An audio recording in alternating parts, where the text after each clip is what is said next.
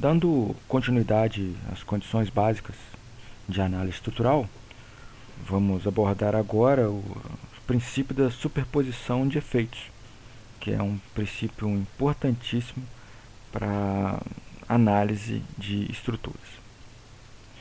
O princípio da superposição de efeitos, para a gente poder falar dele, nós vamos considerar uma estrutura onde atuam N solicitações, que vamos chamar aqui de S1, S2 até Sn. Vamos entender essas solicitações como, por exemplo, forças externas aplicadas a uma determinada estrutura. Essas solicitações, elas vão gerar um efeito elástico qualquer, pode ser, por exemplo, um deslocamento causado na estrutura. E esse efeito elástico ele pode ser obtido pela superposição do efeito de cada solicitação calculado de maneira separada. Matematicamente, nós podemos escrever o princípio da superposição de efeitos como essa equação que está indicada aqui, onde o efeito da combinação das solicitações é igual à soma dos efeitos de cada uma das solicitações aplicadas separadamente. Aqui nós temos um exemplo para duas solicitações combinadas. Então nós temos aqui uma viga engastada e livre, a sua extremidade à esquerda engastada, a extremidade da direita livre. Temos aqui a aplicação de uma força nesse ponto. Então essa seria uma solicitação, vamos chamar de solicitação S1. E essa solicitação, ela provoca dois efeitos. Ela provoca um efeito de deslocamento nessa estrutura. Então vamos medir esse efeito em dois pontos. Vamos medir o deslocamento no ponto de aplicação da força, como está indicado aqui, e vamos avaliar também o deslocamento na extremidade direita. Esses deslocamentos foram marcados aqui de azul e vão ser avaliados em combinação com uma segunda solicitação, que nós vamos chamar de solicitação S2, que é essa solicitação que está aplicada aqui na extremidade direita da estrutura. Essa solicitação na extremidade direita vai provocar um efeito, que é um deslocamento, nos pontos que foram marcados aqui como pontos de controle. Observem que ele causa esse deslocamento, que está indicado de vermelho, onde anteriormente estava aplicada a força, a de solicitação S1, e provoca também um deslocamento no ponto de aplicação dessa solicitação S2. O que diz, então, o princípio da superposição de efeitos? No caso, se nós tivermos aqui a mesma estrutura com as duas solicitações combinadas, S1 aplicada nesse ponto e S2 aplicada neste outro ponto, na extremidade direita, nós temos que o efeito do carregamento combinado é a soma dos efeitos de cada uma das cargas separadamente. Ou seja, o deslocamento no ponto de aplicação da carga da solicitação S1 é a soma do deslocamento azul, que é devido ao efeito S1, e o deslocamento vermelho, que é o efeito de S2 no ponto de aplicação da carga em S1. Da mesma forma, o deslocamento no ponto de aplicação da solicitação S2 é o deslocamento azul, que observem, que é o efeito no ponto de aplicação da carga S2 devido a S1, e o deslocamento vermelho, que é o efeito da aplicação da carga S2 no ponto de aplicação dessa mesma carga. Então, notem, nós temos aqui os efeitos separados. Em azul, os efeitos de S1. Em vermelho, os efeitos de S2. Aqui nós temos a combinação das solicitações, S1 mais S2, e os efeitos também serão somados.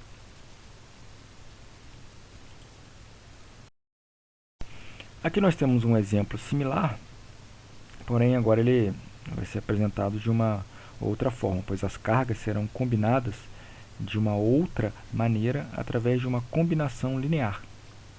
Não simplesmente a soma das cargas, mas uma combinação dessas cargas. Aqui nós temos o carregamento P1 aplicado no ponto 1, que vai gerar dois efeitos. Aqui nós vamos usar a seguinte notação. Nós temos aqui esse deslocamento,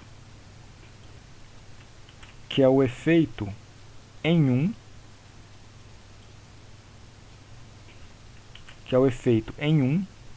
devido à carga aplicada em 1. E aqui nós temos o efeito em 2, devido à carga aplicada em 1. Então, notem que nós temos dois pontos aqui. O ponto 1, onde está aplicada a carga P1, e essa carga, e o ponto 2, que é a extremidade direita dessa barra. Os efeitos aqui, então, nós temos o efeito em 1 devido à carga aplicada em 1, e aqui nós temos o efeito em 2 devido à carga aplicada em 1. Vamos agora para P2. Então, nós temos aqui P2, que está aplicada no ponto 2. A carga P2 aplicada no ponto 2 vai gerar os efeitos tanto no ponto 1 quanto no ponto 2. Então, observem que esse deslocamento aqui é o efeito em 1 devido à carga aplicada em 2. E aqui nós temos o efeito em 2 devido à carga aplicada em 2. Então, observem que, ao invés de usarmos cores, como foi mostrado no slide anterior, nós estamos modificando um pouco a notação para poder identificar o ponto onde nós estamos medindo o efeito. Observem que é esse ponto, esse número de baixo, e quem causou o efeito. Neste caso, foi a carga aplicada em 1.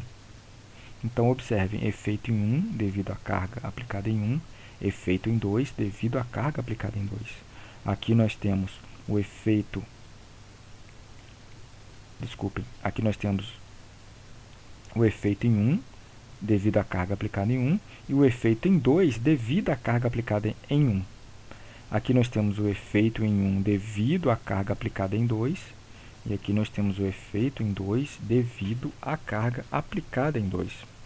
Agora nós temos uma combinação, nessa figura de baixo, nós temos uma combinação dos dois carregamentos. Então, temos uma parcela alfa, que multiplica P1, alfa sendo aí um número real qualquer, e aqui nós temos beta, que multiplica P2. Então, nós temos o seguinte, o efeito em 1 é a combinação linear das duas solicitações. Observem que foram o efeito em 1 é a combinação linear dos efeitos das duas solicitações separadamente. Observem que nós vamos somar os efeitos que ocorrem no ponto 1, nós temos aqui, e aqui nós vamos combinar os efeitos que ocorrem no ponto 2. Então, observem que o que nós temos aqui, nós temos alfa, que multiplica o efeito em 1, devido à carga aplicada em 1, mais beta, que multiplica o efeito em 1 devido à carga aplicada em 2.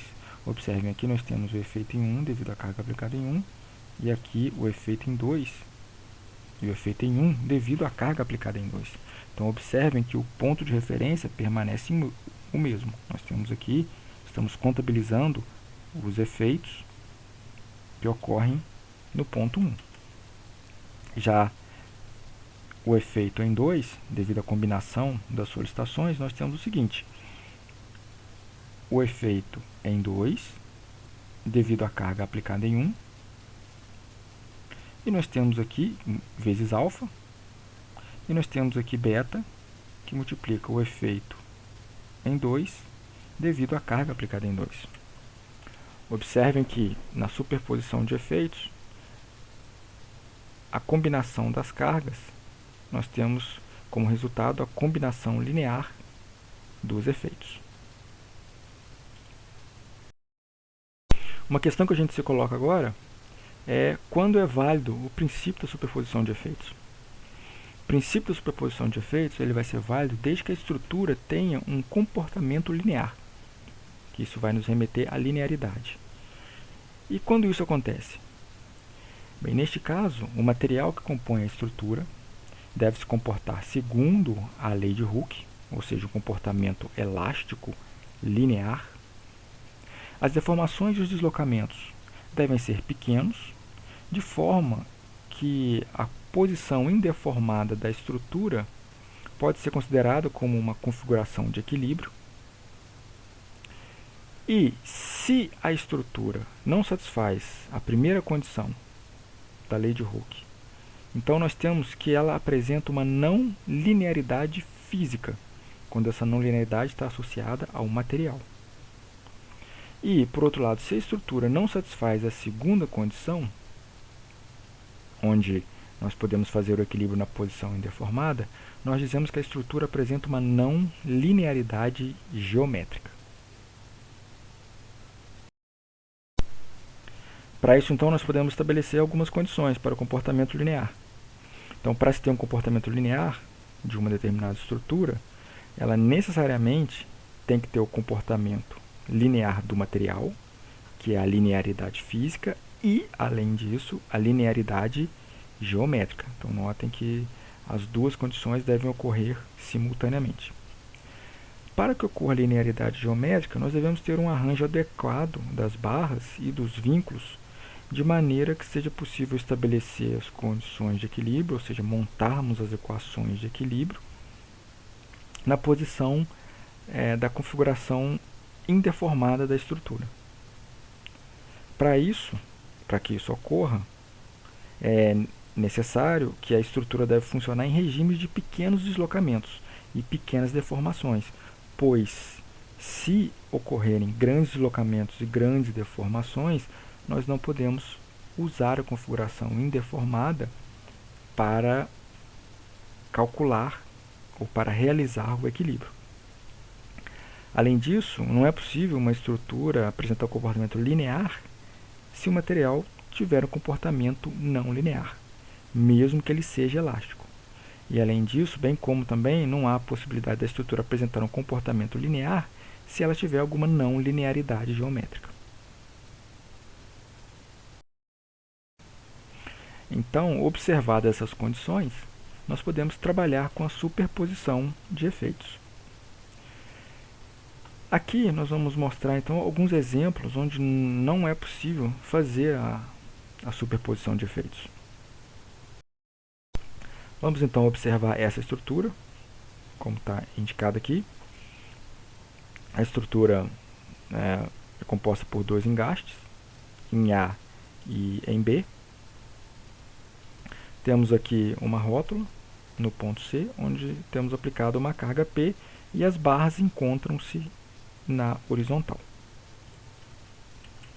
Então, para essa estrutura, não é possível determinar o equilíbrio no ponto C sem considerar as deformações das barras AC e da barra CB e, consequentemente, os deslocamentos resultantes dessa deformação. Dessa maneira, para formular o equilíbrio no nó C, é necessário levar em conta o ângulo, esse ângulo alfa, que ele só ocorre se nós considerarmos a estrutura deformada. Neste caso aqui, a gente não consegue montar as equações de equilíbrio considerando a posição inicial.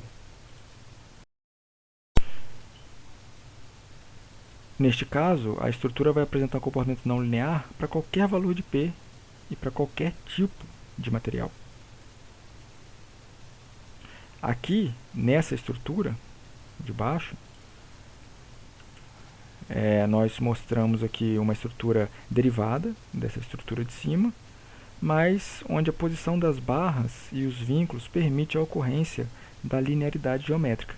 Observem que neste caso aqui, as barras já possuem um ângulo entre elas, a carga P é aplicada no mesmo ponto,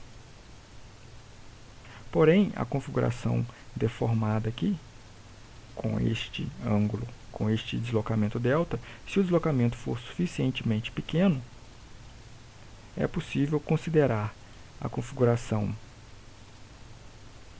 deformada e indeformada como configuração de equilíbrio. Para um delta muito pequeno, as configurações deformada e indeformada podem coincidir entre si, ou pelo menos podemos considerá-las coincidentes para o cálculo, para o equilíbrio e para a determinação do equilíbrio dessa estrutura. Outras estruturas também onde não é possível realizar a superposição de efeitos são os cabos, que são estruturas flexíveis, né? E que o equilíbrio ele só é alcançado se nós considerarmos a geometria final, onde já consideramos os deslocamentos que são sobrepostos à geometria inicial indeformada. A análise de cabos, que são chamados cabos parabólicos e cabos em catenária, não serão abordados neste curso. Vamos agora analisar um exemplo para diferenciar onde é possível fazer a superposição de efeitos, onde é possível identificar a linearidade e as possíveis não linearidades.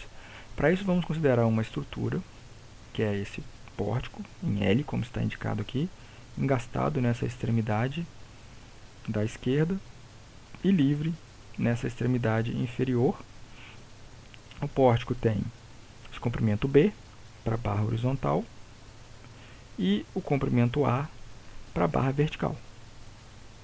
Nesse pórtico estão aplicados uma força vertical V neste ponto e uma força horizontal H neste ponto. A linha tracejada indica a configuração deformada deste pórtico. E o ponto nessa extremidade, na extremidade inferior, vai sofrer um deslocamento que nós vamos chamar de ΔA. Então, podemos observar algumas condições aqui. As forças elas estarão sempre atuando nos mesmos pontos. Então, tanto a força vertical quanto a força horizontal. O comportamento da estrutura, aqui no que nos diz respeito aos deslocamentos, neste caso, ele vai depender das características geométricas da estrutura, que são os comprimentos A e B, os comprimentos das barras vertical e horizontal, e dos valores das cargas V e H. Nesse caso, duas configurações, duas situações podem ser consideradas e que nós vamos analisar agora. A primeira situação, nós podemos ter que o deslocamento ΔA, esse que está indicado aqui, ele pode ter um valor que não pode ser desprezado em relação às dimensões A e B, de modo que as condições de equilíbrio devem ser escritas na geometria deformada. Então, observem, se o valor de ΔA não for suficientemente pequeno para ser desprezado em relação às dimensões de A e B, nós temos que as forças V e H, ao invés de serem aplicadas na configuração indeformada, que são esses dois pontos indicados em vermelhos, elas necessariamente terão que ser aplicadas na configuração deformada. Logo, o que nós temos aqui é que os pontos de aplicação de V e H vão depender implicitamente de ΔA. Nesse caso, nós podemos escrever matematicamente o deslocamento ΔA como uma função de V, H, A mais ΔA, por exemplo, e o comprimento B. Qual é a consequência disso? A determinação de ΔA vai depender do conhecimento prévio do próprio valor de ΔA. Isso, então, vai caracterizar o que a gente define como uma não linearidade geométrica. Observem que, neste caso, como foi informado anteriormente, o material ele possui comportamento linear. Porém, o que ocorre aqui é uma não linearidade geométrica, onde o ponto de aplicação das forças depende da geometria que vai se encontrar na configuração deformada. Numa segunda situação, que nós vamos chamar de situação 2, o deslocamento ΔA ele apresenta um valor muito menor do que as dimensões A e B, de modo que as condições de equilíbrio elas vão poder ser escritas na geometria original indeformada, ou seja, vamos poder considerar o ponto de aplicação da carga vertical como este ponto, o ponto da direita, e o ponto de aplicação da carga horizontal H como este ponto na extremidade inferior da barra vertical. Como consequência disso, nós podemos escrever o deslocamento ΔA como uma função que vai depender de V, H, A e B. Ou seja, não vai existir uma dependência de ΔA com si mesmo. Dessa forma, não haverá uma dependência implícita. E como todas as outras propriedades elas são lineares, o comportamento da estrutura também vai ser linear. Ou seja, neste caso, o ΔA, o deslocamento em A, ele vai variar linearmente em função dos valores das cargas. Observem que essa linearidade ela vem aqui da linearidade do material e também das próprias condições de equilíbrio, que é simplesmente a soma de cargas, que são equações lineares. E o que fazer então quando nós temos, ou quando percebemos uma não linearidade na estrutura? Neste caso, em que os deslocamentos não são pequenos, a determinação de ΔA não vai ter uma solução analítica simples. Em geral, parte para uma solução numérica. Nesse caso, o valor de ΔA ele pode ser determinado através de um processo iterativo. Por exemplo, o método de Newton, que vocês têm o conhecimento da disciplina de cálculo numérico. O que pode acontecer, então, neste caso? Nós podemos partir de um valor inicial para ΔA, um valor qualquer, que pode até ser nulo. Então, nós determinamos um valor seguinte para ΔA em função das equações de equilíbrio e das equações constitutivas, considerando o comportamento linear.